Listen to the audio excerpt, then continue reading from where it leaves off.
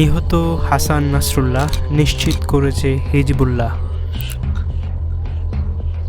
লেবাননের রাজধানী বৈরুতে অব্যাহত হামলায় হিজবুল্লাহ প্রধান হাসান নাসরুল্লাহ নিহত হয়েছেন। শুক্রবার ২৭ সেপ্টেম্বর হিজবুল্লাহর সদর দপ্তর লক্ষ্য করে ব্যাপক বিমান হামলা চালায় সন্ত্রাসী রাষ্ট্র ইসরায়েল। আল জাজিরার খবর অনুযায়ী শনিবার ২৮ সেপ্টেম্বর এক বিবৃতিতে বিষয়টি নিশ্চিত করেছে ইরানপন্থী প্রতিরোধ যোদ্ধাদল হিজবুল্লাহ। বিবৃতিতে হিজবুল্লাহ জানিয়েছে, শুক্রবার ২৭ সেপ্টেম্বর তাদের নেতা হাসান নাসরুল্লাহ নিহত হয়েছেন।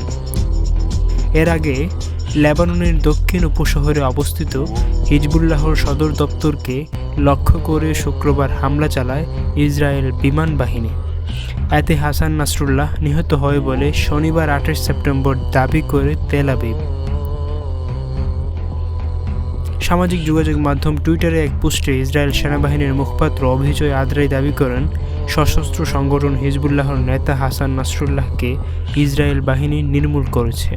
তিনি আর বিশ্বে সন্ত্রাসী কার্যক্রম পরিচালনা করতে পারবেন না। ইরানি প্রেসিডেন্টকে হত্যার পর এবার হিজবুল্লাহর প্রধানকেও হত্যা করল ইসরায়েল সন্ত্রাসী বাহিনী। পরবর্তী টার্গেট ইরানের সর্বোচ্চ নেতা আয়াতুল্লাহ খোমেনি হওয়ার আশঙ্কা রয়েছে, তাই তাকে নিরাপদে সরিয়ে নেওয়া হয়েছে। ইহসান সাইদ, ভয়েস অফ মেট।